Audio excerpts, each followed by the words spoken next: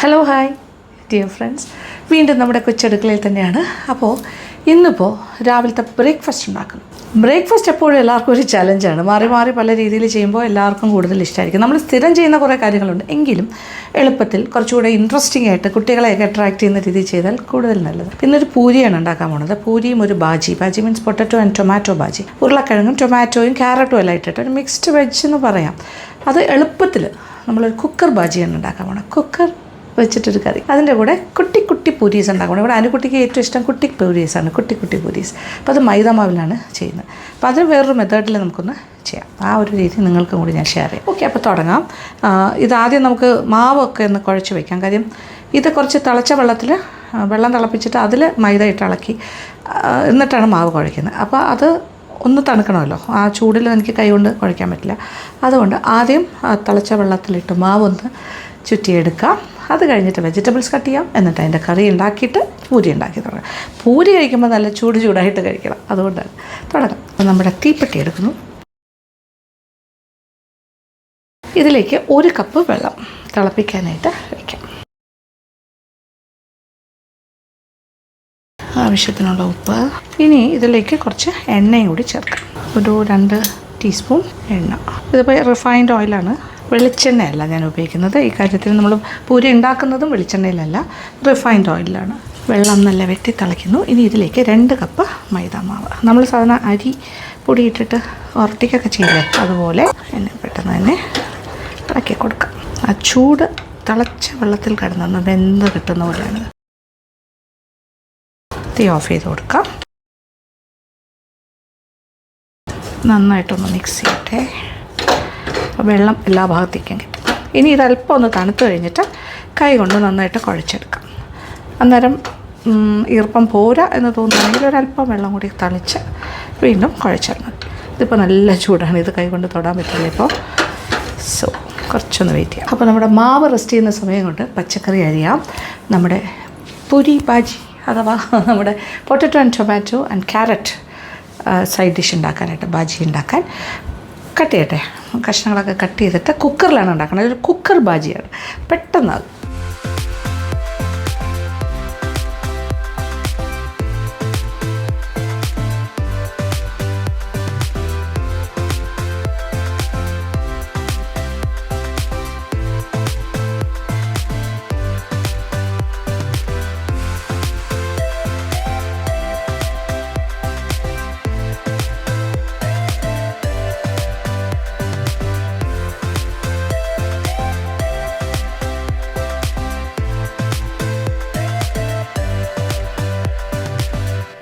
Potato വെള്ളത്തിൽ തന്നെ ഇട്ട് വെച്ചിരിക്കുവാണ്.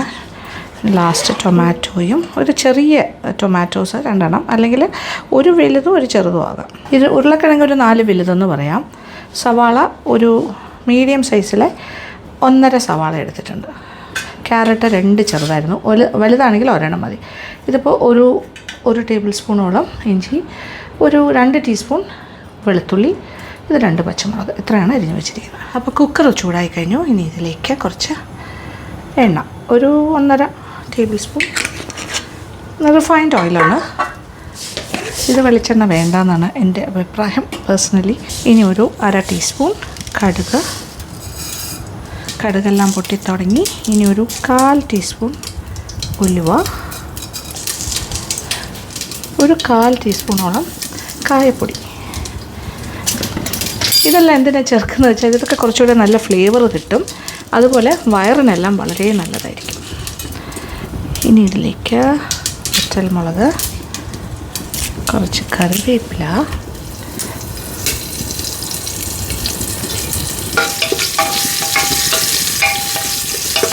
നല്ല മണം.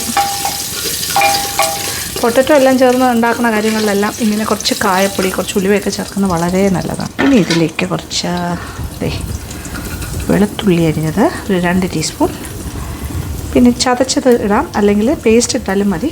1 ടീസ്പൂൺ പേസ്റ്റ് ഇടാം, പേസ്റ്റ് ആണെങ്കിൽ. ഇത് ഇഞ്ചി ചെറുതായി അരിഞ്ഞത് 1 ടേബിൾ സ്പൂൺ. ഇത് പേസ്റ്റായിട്ട് ചേർക്കുകയാണെങ്കിൽ ഒരു 1.5 ടീസ്പൂൺ ജിഞ്ചർ പേസ്റ്റ് ചേർത്തോളൂ, കറക്റ്റായിരിക്കും. ഇനി പച്ചമുളക് 2 എണ്ണം സ്ലൈസ്ഡ്, 2ആയിട്ട് പുലർന്നിട്ടാലും മതി.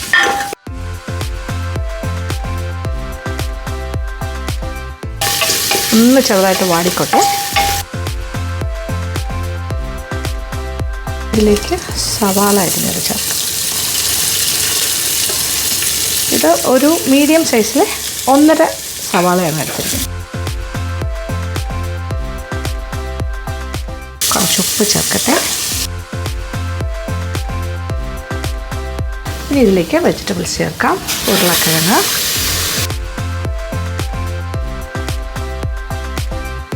ഒരു 4 മീഡിയം സൈസ് പൊട്ടറ്റോ, ക്യാരറ്റ് ഒരെണ്ണം ചേർത്താൽ മതി. വലുതാണെങ്കിൽ, ചെറുതാണെങ്കിൽ രണ്ടെണ്ണം.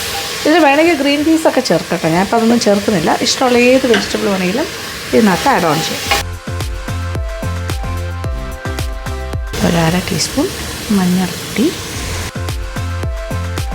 1 ടീസ്പൂൺ മുളക് പൊടി. ഉപ്പ് കുറച്ച് ചേർത്തിരുന്നു, എങ്കിലും കുറച്ചുകൂടി വേണ്ടി വരുമെന്ന് എനിക്ക് തോന്നുന്നു. ഒരല്പം കൂടി ഉപ്പ് ചേർക്കാം. പിന്നെ ഒരല്പം ഗരം മസാലപ്പൊടി ചേർക്കണം. കുറച്ച് ജീരകപ്പൊടിയും കൂടി ചേർക്കാം. ഒരു 1/4 മുതൽ 1/2 ടീസ്പൂൺ വരെ ഗരം മസാലപ്പൊടിയാകാം. ഒരു 1/2 ടീസ്പൂൺ ജീരകപ്പൊടിയും കൂടി ആകാം. 1/4 മുതൽ 1/2 ടീസ്പൂൺ. ഇനി വേകാൻ ആവശ്യമുള്ള വെള്ളം, ഇത് നമുക്ക് ചാറിന് എത്ര വേണം അത് ചേർക്കണം. അതിൻ്റെ മുമ്പ് ടൊമാറ്റോ, ഇതിൻ്റെ കൂടെ കിടന്ന് ടൊമാറ്റോയും എല്ലാം ഒന്നിച്ച് വെന്ത് കിട്ടും. നമ്മളൊരു ബാജിയാണല്ലോ, അപ്പോൾ അതനുസരിച്ചിട്ട് നല്ല ചാറൊക്കെ വേണം.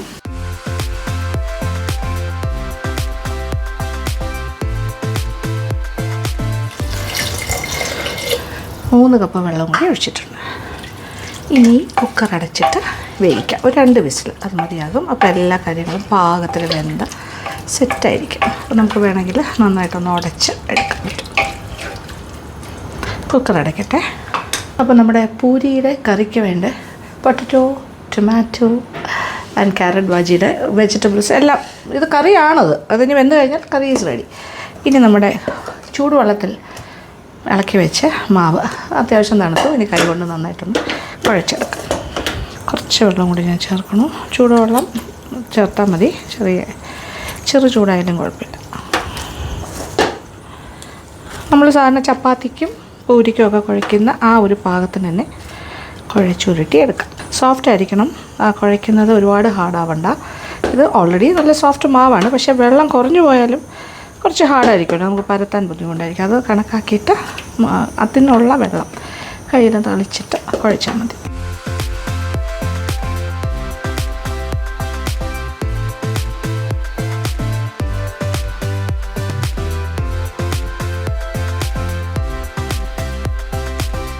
മാവിനെ ഞാൻ 3ആയിട്ട് ഡിവൈഡ് ചെയ്തു. എന്നിട്ട് ഓരോ ഉരുളകളായിട്ടിങ്ങനെ ഒന്നുകൂടി ഒന്ന് സോഫ്റ്റായിട്ടിങ്ങനെ കുഴച്ചെടുക്കുന്നു. കല്ലിൽ വെച്ചിട്ട് ഇങ്ങനെ ആക്കിയാൽ മതി. നല്ല സോഫ്റ്റ്, കയ്യിലൊന്നും ഒട്ടാത്ത രീതിയിൽ കിട്ടും. Okay, 3 balls. ഇനി ഓരോന്നായിട്ടിങ്ങനെ പരത്തിയെടുക്കാം. ഓരോന്നായിട്ട് നമുക്കിങ്ങനെ പരത്താം. ഇത് കുട്ടി പൂരീസാണ്, അപ്പോൾ അതുകൊണ്ട് കുറച്ച് കൂടുതൽ നമുക്ക് ചെറിയ ചെറിയ പൂരീസ് ഇതിൽ നിന്നും കട്ട് ചെയ്തെടുക്കാം. പരത്താൻ മാവിൻ്റെ ആവശ്യം പോലും വരില്ല ഇങ്ങനെ തടവാനായിട്ട്. അല്ലാണ്ട് തന്നെ ഇത് ഒട്ടാത്ത രീതിയിൽ നമുക്കിങ്ങനെ പരത്തിയെടുക്കാം. ടൂ തിൻ വേണ്ട, പൂരിക്കൊരു ചെറിയൊരു കട്ടി ഉണ്ടാവുമല്ലോ, ആ ഒരു കട്ടിയിൽ പരത്തിയാൽ മതി. ഇനി ഈ സൈസിലെ പൂരി ഉണ്ടാക്കാം. ഓക്കെ, ഒരു അടപ്പ് വെച്ചിട്ട് ഞാനിങ്ങനെ ഷേപ്പ് ചെയ്യും.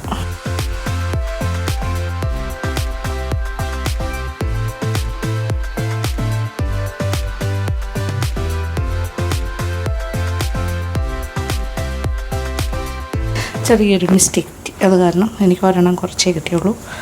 ഓക്കെ,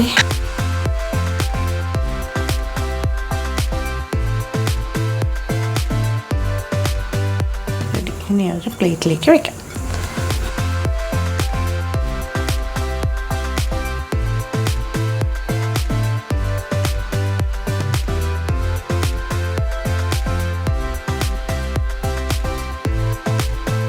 ബാക്കി മാവിനെ വീണ്ടും നമുക്ക് ഉരുട്ടിയെടുക്കാം.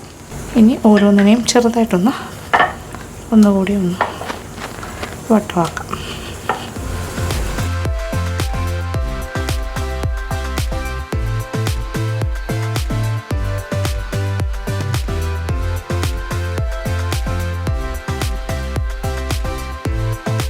ആ എക്സസ് വന്ന മാവ് ഞാൻ ഒന്നുകൂടി ഒന്ന് പരത്തുന്നു. ഇതിൽ നിന്നും അതുപോലെ തന്നെ വീണ്ടും റൗണ്ട്സ് കട്ട് ചെയ്യും. അപ്പോൾ ഇഷ്ടംപോലെ പൂരി കിട്ടും നമുക്ക് ഫൈനലി.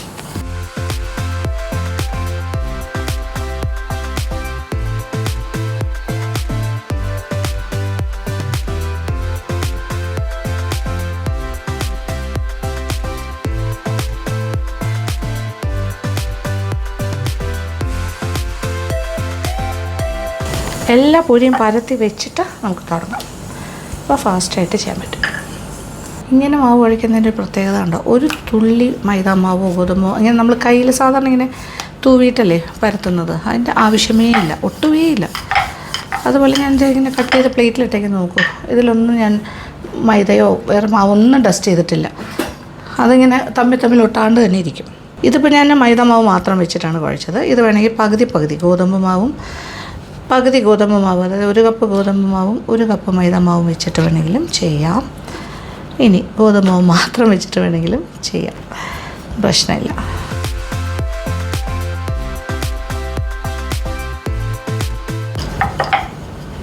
നല്ല ഷേപ്പിൽ കിട്ടും ഇങ്ങനെ ചെയ്താൽ. നമ്മുടെ എന്താ പറയുക, പൊരിച്ച പത്തിരിയൊക്കെ ചെയ്യുന്നു, അത് അരിപ്പൊടിയിൽ ചെയ്യുന്നു, ഇത് നമ്മൾ മൈദയിൽ ചെയ്യുന്നു. അപ്പോൾ നമ്മളുടെ കുക്കറൊന്ന് തുറന്ന് നോക്കട്ടെ. ഒരു വിസിൽ കഴിഞ്ഞിട്ട് തീ അല്പം കുറച്ചിട്ട് പിന്നെ ഒരു 2 വിസിലും കൂടി വേണ്ടി വന്നു. അതാണ് കറക്റ്റ്. ഇത് നോക്കിയാൽ എല്ലാ പീസസും പാകത്തിന് വെന്തിട്ടുണ്ട്. ഇനി ഒന്ന് ചെറുതായിട്ടൊക്കെ ഒന്ന് വേണമെങ്കിൽ ഉടച്ചു കൊടുക്കുക. ഉരുളക്കിഴങ്ങിൻ്റെ പീസസൊക്കെ ചെറുതായിട്ട് നോക്കി ഇങ്ങനെ ചെറുതായിട്ടൊന്ന് ഉടച്ചു കൊടുക്കുക. അപ്പോൾ ഇവിടെ ഉരുളക്കിഴങ്ങിൻ്റെ പീസസൊക്കെ കുറച്ചൊക്കെ ഒന്ന് ഉടയണം, അത്രേ ഉള്ളൂ. ഒരുപാട് ആവണം എന്നില്ല, ഇച്ചിരി കഷ്ണങ്ങളും വേണം, കുറച്ചൊക്കെ ഉടഞ്ഞ് റെഡിയായി വരും. ആവശ്യത്തിന് ചാറൊക്കെ ഉണ്ട്. ഇനിയാണ് നമ്മൾ ഇതിനകത്തേക്ക് ഒരു കാര്യം കൂടി ചേർക്കേണ്ടത്, അതായത് കടലമാവ് ഒന്ന് ചെറുതായിട്ട് റോസ്റ്റ് ചെയ്തിട്ട് ചേർക്കണം. അതിൻ്റെ ആ ഒരു പച്ചച്ചോ വരാൻ പാടില്ലല്ലോ. അതിനായിട്ട് ഞാൻ അടുപ്പിലേക്ക് പാത്രം വെച്ചിട്ടുണ്ട്. ഒരു ടേബിൾ സ്പൂൺ കടലമാവ് ഒന്ന് വറുത്തതിനകത്തേക്ക് ചേർക്കാം. അപ്പം കറി പൂർത്തിയാകും. പാത്രം ചൂടായിട്ടുണ്ട്. 1 ടേബിൾ സ്പൂൺ കടലമാവ്. അപ്പോൾ ഇത് ചെറുതായിട്ടൊന്ന് ഡ്രൈ റോസ്റ്റ് ചെയ്താൽ മതി. ആ ഒരു പച്ച മണം മാറണം, അത്രേ ഉള്ളൂ. ഇതാണ് നമ്മുടെ കറിയുടെ ഹൈലൈറ്റ് പോയിൻ്റ് എന്ന് പറയും. റെഡിയായി കഴിഞ്ഞു. ആവശ്യത്തിന് മൂത്ത് കഴിഞ്ഞു മതി. ഞാൻ പറഞ്ഞില്ല, ഇച്ചിരി ഉടച്ചു കൊടുത്തിട്ടുണ്ട്. അപ്പോൾ ഇത് സത്യം പറഞ്ഞാൽ ഇച്ചിരി കൂടെ ഒന്ന് കൊഴുപ്പ് കിട്ടും. ആ ഉരുളക്കിഴങ്ങ് ഒന്ന് ഉടഞ്ഞ് ചേരുമ്പോൾ കുറച്ചുകൂടി ഒന്ന് തിക്കാവും. ഇനി ഇതിലേക്കാണ് ഞാൻ കടലമാവ് ചേർക്കാൻ പോകുന്നത്. നന്നായിട്ട് മിക്സ് ചെയ്തു. അപ്പോൾ അതിൻ്റെ ഒരു കൊഴുപ്പും കൂടി വരും, ടേസ്റ്റും ഉണ്ടാവും, പ്ലസ് അത് കുറച്ചുകൂടി ഒന്ന് കൊഴുത്ത് വരും. അങ്ങനെ നമ്മുടെ puri Baji is ready. Potato, carrot and tomato. ഉപ്പൊക്കെ നോക്കുക, പോരാത്തതാണെങ്കിൽ ചേർക്കുക. ഇനി മല്ലിയില മാത്രം ചേർത്താൽ മതി. ഉപ്പൊക്കെ ആവശ്യത്തിനുണ്ട്. ടൊമാറ്റോയുടെ ഒരു ചെറിയ പുളിയുണ്ട്. It is nice. Garam masala അങ്ങനത്തെ ടേസ്റ്റൊക്കെ കൂടുതൽ വേണമെങ്കിൽ കൂടുതൽ ചേർക്കാം. ജീരകപ്പൊടിയുടെ ടേസ്റ്റ്, പിന്നെ അങ്ങനത്തെ എന്ത് വേണമെങ്കിൽ ചേർക്കാം. ഇനി കസൂരി മെത്തി ഇഷ്ടമാണെങ്കിൽ അതും ചേർക്കാം കേട്ടോ, അതിൻ്റെ പൗഡർ. ഇനി കുറച്ച് മല്ലിയില, അതാ നല്ല തിളപ്പ് വീണ്ടും വന്നു തുടങ്ങി. മല്ലിയില വിത്ത് തണ്ട്.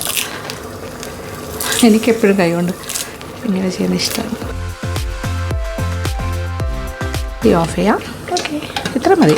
ഓക്കെ, നല്ലൊരു കൊഴുപ്പുള്ള ചാറോട് കൂടിയ കറിയാണ് side dish bhaji. It's very easy. ചപ്പാത്തിക്കും പൂരിക്കും എല്ലാം പറ്റിയ ഒരു സൈഡ് ഡിഷാണ്. Curry is ready. ഇനി നമുക്ക് പൂരി ഉണ്ടാക്കി തുടങ്ങാം. ആദ്യത്തെ പരിപാടി എന്താണ്, പൂരി ഉണ്ടാക്കുമ്പോൾ ആദ്യം നമ്മൾ എണ്ണ ചൂടാക്കാൻ വെക്കുന്നു. പിന്നെ വെളിച്ചെണ്ണയിലല്ല ചെയ്യുന്നത്. വെളിച്ചെണ്ണയിൽ ചെയ്യുമ്പോൾ എനിക്കെപ്പോഴും തോന്നാറുണ്ട് കൂടുതൽ എണ്ണ കുടിക്കുന്നതായിട്ട്. പക്ഷേ അങ്ങനെയല്ല, ഇത് റിഫൈൻഡ് ഓയിൽ.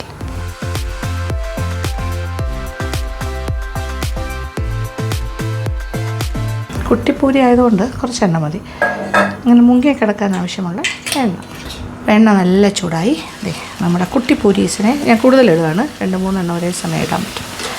എന്നിട്ട് ഇങ്ങനെ നമുക്ക് എണ്ണ തട്ടി കൊടുക്കാം. എല്ലാം നല്ല ബബിൾ ചെയ്ത് വരുന്നുണ്ടോ? യെസ്. പെട്ടെന്ന് ചെയ്യണം. ഓക്കെ, പെട്ടെന്ന് എടുക്കാം. അപ്പോൾ 3 ഗുണ്ടുമണീസ് റെഡി.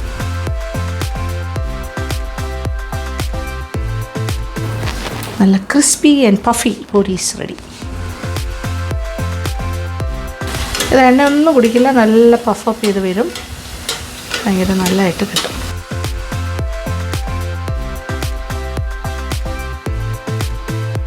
തീയുടെ ക്രമീകരണം ശ്രദ്ധിച്ച് ചെയ്യുക, കുട്ടിയും കുറച്ചും ചെയ്താൽ മതി. ഒരുപാട് ചൂടാണെങ്കിൽ പെട്ടെന്ന് കരിഞ്ഞു പോകും, പക്ഷേ നല്ല ചൂട് വേണം, അല്ലെങ്കിൽ പൊള്ളി വരത്തുമില്ല. അപ്പോൾ ഇങ്ങനെ നോക്കി ചെയ്താൽ മതി. അതേ നോക്കിയേ, സോ നൈസ് അല്ലേ, ഒട്ടും എണ്ണ കുടിക്കാണ്ട് അടിപൊളിയായിട്ട് കിട്ടിയിട്ടുണ്ട്. പെട്ടെന്ന് ഉണ്ടാക്കാമല്ലോ കുഞ്ഞിതാകുമ്പോൾ. ഞാനൊരു 4 എണ്ണം ഇടാൻ പോകുന്നു. ഇതെല്ലാം കൂടി ഒരു 35 പൂരീസ് ഉണ്ട് കേട്ടോ ഈ സൈസിലെ. സോ നൈസ്, എളുപ്പത്തിന് ചെയ്യാമല്ലോ, ഒട്ടും തന്നെ എണ്ണ കുടിക്കാണ്ട് ഇങ്ങനെ കിട്ടും. ബാക്കി പൂരീസും ഞാനിതുപോലെ ചുട്ടെടുക്കാൻ പോണു. അത് കുട്ടികൾക്കെല്ലാം ഭയങ്കര ഫാൻസി ആയിരിക്കും, നല്ല ചെറിയ ക്യൂട്ട് പൂരീസ്.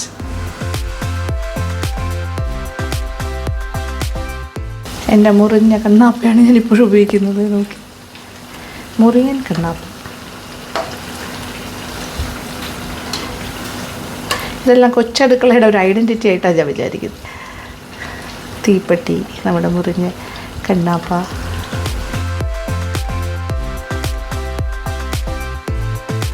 കൂടുതലുണ്ട് അതുകൊണ്ട്, പക്ഷേ ഞാൻ ഫുള്ള് കോരുന്നില്ല, ഇതിൻ്റെ ഒരു പകുതി ചെറിയ ബൗളിലെടുക്കാം. അപ്പോൾ ഇതിൻ്റെ എരിവെന്ന് പറഞ്ഞാൽ ഞാൻ 2 വലിയ പച്ചമുളകായിട്ട്, നല്ല എരിവുള്ള പച്ചമുളകായിരുന്നു, അതുകൊണ്ടാണ് 2 പച്ചമുളകിന് ഞാൻ 1 ടീസ്പൂൺ നിറച്ച് മുളക് പൊടി ചേർത്ത്. പക്ഷേ എരിവ് കുറവുള്ളതാണെങ്കിൽ ഒരു 4-5 പച്ചമുളക് ചേർക്കണം. പിന്നെ ഇച്ചിരി സ്പൈസി ആയിട്ട് നിങ്ങൾക്ക് വേണമെങ്കിൽ മുളക് പൊടിയുടെ അളവ് 1 2 ടീസ്പൂൺ വരെ ആകാം. പച്ചമുളകിൻ്റെ അളവും 2 നല്ല എരിവുള്ള മുളകാണെങ്കിൽ 2 വലുത് മതി, 2 3 ആകാം, അല്ലെങ്കിൽ കൂടുതൽ വേണം. 4-5 എണ്ണം വേണ്ടി വരും. ഓക്കെ, നല്ല യമ്മി പൂരിയുടെ ബാജിയുണ്ടോ വിത്ത് ഗ്രേവി. അപ്പോൾ ഉരുളക്കിഴങ്ങിൻ്റെ പീസസും ക്യാരറ്റ് പീസസ് ഉണ്ടാവും, എല്ലാം കൂടി ഇങ്ങനെ. ഇതിൽ ഗ്രീൻ പീസ് ചേർക്കാൻ ഞാൻ പറഞ്ഞല്ലോ. അപ്പോൾ ഇത് ഈ ഒരു ബൗൾ നിറച്ചിട്ടുണ്ട്. ഇനി ഇതിൻ്റെ മുകളിൽ വേണമെങ്കിൽ മല്ലിയില കൊണ്ട് അലങ്കരിക്കാം. ഒരലങ്കാരം എന്നുള്ള നിലയ്ക്ക് കുറച്ച് മല്ലിയില ഇടാം. യെസ്, അത് കുറച്ചുകൂടെ ലുക്ക് കൊടുക്കും. നൈസ്.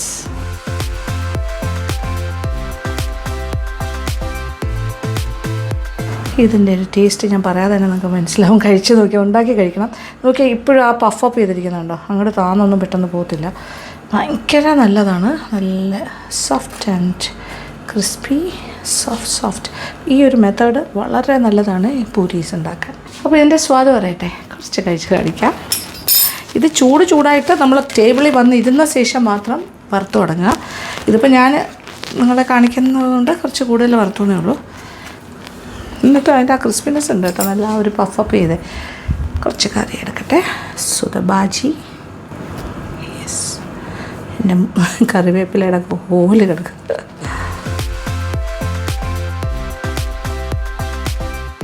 ഒരുപാടൊന്നും വേണ്ട, കുറച്ച് തന്നെ മതി.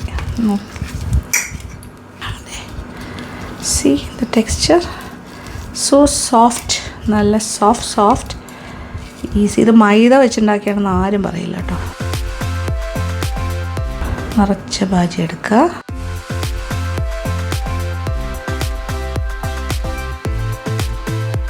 To good. ഈ ബാജിയിൽ വേണമെങ്കിൽ നിങ്ങൾക്ക് കസൂരി മെത്തി പൗഡറും കൂടി ചേർക്കാം. അപ്പോൾ പക്ക ഒരു നോർത്ത് ഇന്ത്യൻ ടേസ്റ്റ് കിട്ടും. ഇതല്ലാതെ തന്നെ നല്ല ടേസ്റ്റാണ്.